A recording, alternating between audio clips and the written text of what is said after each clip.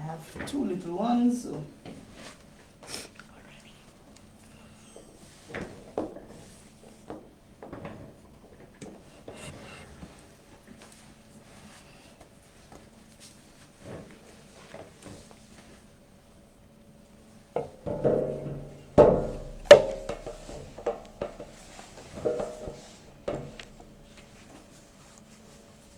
Okay, we're set. It is 12 o'clock-ish. Yes, it is. Hi, everyone. I am Sigithani Bryan, the Acting Outreach and Marketing Officer at UE Open Campus St. Lucia. Thank you for joining in and welcome to day 2 of Do You Mind Telling Us About Your Business? And yesterday we had a very special guest. Her name is Hachana Williams, and she owns a spa. She's also a BSc accounting student. And she is offering a discount to all our registered students, a 10% discount for bookings $80 and above. And that is valid until the 31st of December 2022. So if you're an open campus student and you're thinking about a gift for yourself or for a loved one, please find her details in yesterday's live and make that contact, get that gift certificate on lock. Right now, I am joined with Ms. Dalia Carobere, and she is a very unique guest because she is a tutor, she is a student, she is a business owner, and these are the 3 major hats that I know of. So today I'm sitting with her to find out how she has been able to just merge all of these responsibilities into this lovely person who is before us today. So, Dalia, my first question to you. Do you mind telling us about your business? Thank you for having me. Thank you for choosing me out of many applicants. This is a privilege. Thank you so much. You're welcome. My love for safety and health for people at work, I'm a voice for those that cannot speak. At work, you get yourself injured and you don't know where to turn. And my business is all about training your staff or the employers themselves on health and safety. So that's what I do. Okay, wonderful. And you are the owner of Safety Champions Consulting Services, Yes, correct? Yes. And how long has that business been in operation? Well, it was birthed during COVID. I studied in Italy in the ILO ITC Center in Turin in 2017. And when I came back, I worked closely with CSA. I was on the executive, and we saw persons who were complaining about termites in their workplace, mold in their workplace. So that gave me the little push to go and study. So I did that, and I came back. I did a stint at Labor Department, working with health and safety. And then presently, I said, no, 2020 with all the COVID talk, and we need to know face masks and health and safety. I said, that's the right time to birth my business. And I did that in 2020. I registered, and I have been did training for a company in Viewfort. I trained them 3 weekends, and it was wonderful. And then I'm teaching here at UE. Yes, I was just about to ask about that because I was really surprised to see that you responded. When I first saw your name, I was thinking, isn't that a tutor? To me, we didn't send this out to tutors. It was for our registered students and past students. So what opened up your interest to project management? Well, in St. Lucia, going to a foreign land and studying, you see where project management has health and safety aspect in it. I don't want to say we lack that in St. Lucia, but we're not seeing that. So I said that if I go into the project management field, I get my feet in there, then I can tell a project manager, those in my classes, those that I will meet, hey, you want to have a health and safety component. So I was marketing. Yes. So that's what it's all about. Project and health and safety within your project planning. That's a very interesting marriage. I was telling her earlier that I'm sure that'll be a healthy and successful marriage. But tell us also, you are an OHS, or Occupational Health and Safety tutor, right here at UE Open Campus St. Lucia, and you have been with us for 2020? Yes, 2020. So the same year I started the business because I never taught before. I've always been a technical officer out in the field. So I taught farmers, because I worked in agriculture, but never to students where they'd have to do an exam and whatnot. And I always prayed to God and I said, Father, I want to teach.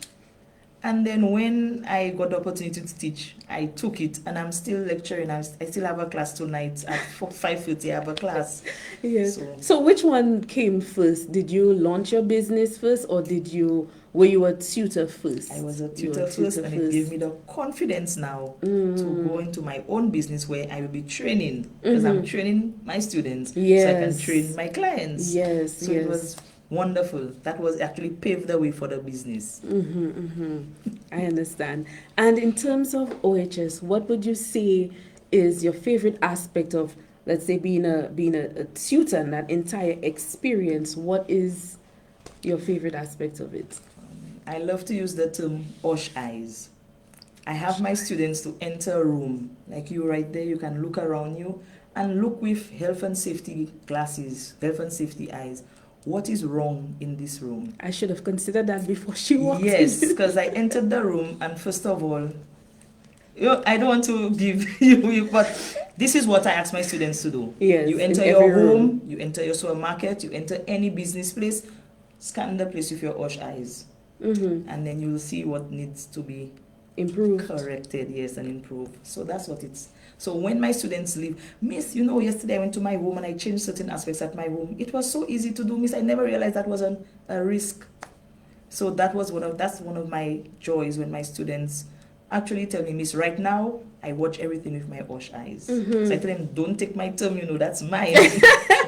But that's something they do. So it's what I want persons to change the safety culture in St. Lucia, and I do it through my students. So they go to the different workplaces, they're able to say, boss, we need to change this, we need to change that, this is going to cause problems, we're doing construction in the area, can we close the office for a while, or put off the AC, open up the windows. Simple things can make a difference with your health at work.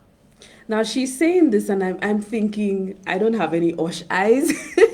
I don't know how do we get the eyes by the end of the class. So when can we legally have our OSH eyes? Well, we have 4 series to our. I'm actually telling you what our course is. We have 4 parts to our course. And managing safety is the course where you'll actually come into and do assessments. So when you do your health and safety assessments, you look for your risks, you look for hazards, you look for places where they can cause harm to you. And that's where we develop the OSH eyes. So with practice, you develop your OSH eyes. Because I enter the room and I can see something. So that's what I want persons to know. You can enter any room. Yeah. It could be the smallest thing. And I guess it's not necessarily just a room, but it could be a bus, a vehicle, your vehicle. Yes. You enter into any space, any workspace. And people do work on the poles. You can look at a guy on the pole and you can see that his strap is not well. Does he have the right gear? You walk on the pot. Do they have the reflector vest? So that you can see them when you're using the forklift. So that's what we teach the students. And when I realize I can do that very well, I can do that in my business as well. Wow, that's very interesting, because you're speaking about it and you're igniting something in me. I've never considered myself interested in occupational health and safety. I always felt like it was something, I'm left and it's right. But it sounds like it's a very practical thing that we can use in our home. We can use on the road, because even sometimes I notice that persons they're jogging or they're walking, and night falls. That's right. And sometimes I'm a passenger and I don't even see them because they don't. The driver see them. A reflector vest. Simple as a reflector vest, is not expensive. Yeah. You buy it and you run. Your shoes, your bikes, they have the little persons wondering, but why do we have certain things on diagrams, on clothing and whatnot? It's for health and safety. So I want St. Lucia and the culture to change. I want us to see safety as something very, very important. You spend more hours at work than at your home sometimes. Most of the time, and waking hours in particular. Yes. Yes, I understand completely. And the way the OHS program is structured with us, for each course that you complete, you would receive a certificate for it, and in the end, you would receive an overall certificate. So, but what I found is that a lot of the students, they return because they want the knowledge, they want the information. And I'm really happy that you are on board with us. Thank you so much. I've heard great reviews about just the entire experience as a student. Now let's just go back to your business for a bit. Right. About how many of you make up your team? Well, for now, myself and my husband. My husband works as a linesman, so he's on the pole, and so he knows about safety, and he takes the work very, very seriously. So another great marriage. Yes. So he is very, very an integral part of my business. When we did our training with scaffolding and how to, my husband was the one actually, doing the practical aspect. He was hands-on with my clients and the workers. And I have photos. They tell me like my husband is very knowledgeable, and they were really impressed with him. And it's just, I just say thank God. So I don't pay him directly, but he supports his wife. Not directly. He supports his wife. He supports his wife. That's fantastic. I'm really happy to hear that. Now, last week, World Quality Week was celebrated, and it's not just something.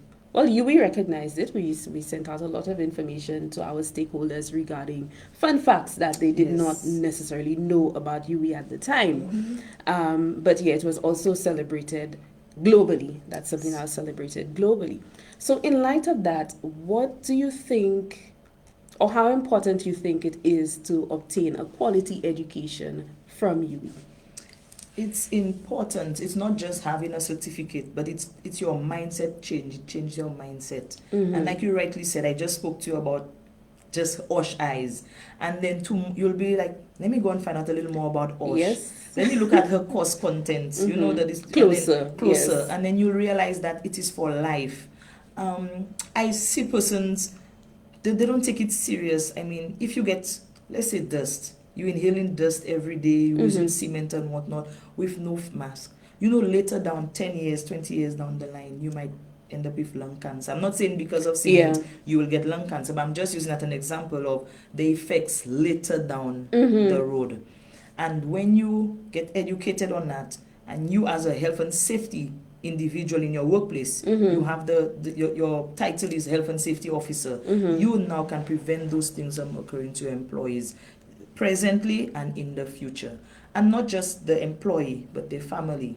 Because you go home. Yes, I could imagine. And just like COVID, before I entered my home when I was working on the pots, I would remove my clothes. I had a little section in downstairs. I would remove my clothes and I would wash my hands, bathe. If I'd bathe everything before I get into the house and interact with my family. So that too you will change your whole mindset and your behavior. A good thing you already had your OSH eyes on at that time. Yes. It was a plus. You were ready for COVID? It was a plus. It was a plus. All right. We have 6 core values at UE. Yesterday, our first guest, she chose number 4. So I would like you to choose any other number that is available. No, you don't get to look. I don't get to look. You just guess a number, and then we'll have a chat about that. Number 1. Number 1. Okay, number 1 speaks to integrity. So can you just tell me how can you incorporate this core value into your life as an entrepreneur? Well, definitely anybody that knows Dalia, they can tell you she's a woman of integrity. I do not bend for things that will hurt people, that will hurt the image of the company. I work as an officer in the Ministry of Agriculture, and one of the things, you have to work with clients and you need to be truthful at all times. When we confiscate something from somebody, we detain something and we say we're going to dispose of it, we do that. When we let persons know of procedures. So in my business, if I go to a place and do an inspection and do an evaluation and somebody got hurt and I have to do an investigation to that accident, I need to be truthful in everything so that they would know what not to do in the future. Now the company might say, don't say we are at fault, but I need to put the truth out there. Yeah. So then they, in turn, yes, you have to pay the medical bill of the But then individual, they'll fix. but it will be fixed so that it will not repeat itself. And that's where integrity is so important. And it's supposed to be a foundation. That's supposed to be a pillar of your business, integrity. Because it will go out there that you can pay off Dalia to give you a false report. And then somebody wanting a real report will not hire me to do that job. But if they want somebody that will be on point, will be truthful, then they will definitely call on Dalia. Yes, because you would have your reputation My at stake, reputation. and I guess by extension is. That's right. And your name stays even after you close your eye. Yes. Your name stays live longer than you. And I want it to remain that Dalia is a woman of integrity. Yes, definitely. Well, I'm happy that you are able to marry your passion, which is occupational health and safety, with project management. Yes. I really wanted the just knowing the different parts, because I can write a proposal to a manager coming into the business. I can send a proposal to a construction site that they're starting to do some works, and I'm telling them, why should you all add me? I should know which point I can fit in the plan. Yes, you're right. And that's what project management has taught me, where I can be fitted Yes. into flow, smooth flowing, and then I can come in and just do my training, do my inspections, to ensure that it's safe for the workers and for those that coming in, for the different stakeholders. Because in some countries, if you got somebody get injured on your site, you can lose on your premium. And that's something I don't think St. Lucia has it yet, but overseas, they do that. Okay, so what would you say to someone who has a slight interest in, let's just start with OHS. Okay. They have a slight interest, they work at a ziplining company, and they, there are certain aspects that's already covered in there, but then they just want to know a little bit more. Okay. How would you encourage them, or how would you say that OHS is important for that staff? Persons normally continue doing something in the same manner every day because they're used to it. But at times you can make a mistake. And last week I just did that course with title with my students, that human error. And it's so easy to do. When you repeat something, you feel like you did the right way all the time, but then one day you make a mistake, and that's something you cannot do on a zip line. That mistake might be fatal. Yes. So you want to refresh them, retrain them so that they'll be on point. And not just the individuals that they, but those that coming in, you need to orient them all the time. I have to refresh myself on latest technologies, latest terms. We have the ISO 45001. That's what we use, 2018. That's what we use as our quality reference when we're doing our proposals, our teaching and everything. We have that standard, ISO. So that's something that, not because it's a habitual task that you do, but you can make a mistake. And that's what we try for you not to do a mistake. That can be fatal. Yeah, because even with something like that, they're accustomed to doing the same thing. It may not necessarily be the right way to do it, and then a new member of staff comes on board, and the same habits is passed on. That's right. OHS is very important because it can be used by persons in the medical field, construction, in an office, in just across the board. Definitely, because with the shoes you wear at work, with the tiles you have on the floor. I think she's judging my shoes. No, it's just it's like everybody. It's so simple. Yes. To the non-skid shoes in the tiles, that when the tiles get wet, the non-skid shoe will save you from that fall. Simple as the type of shoe you wear at work. That's true. Okay. I would give an example, but I'm not going to put myself to shame right now. But a couple weeks ago, I did have a human error. Okay.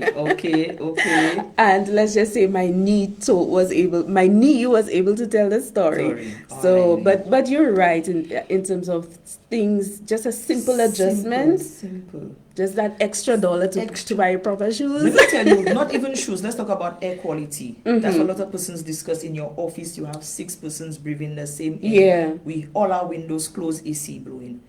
Plants. We have air purifying plants. Yes. And you can find those like plants aloes, on the side. right? Oh, Yeah.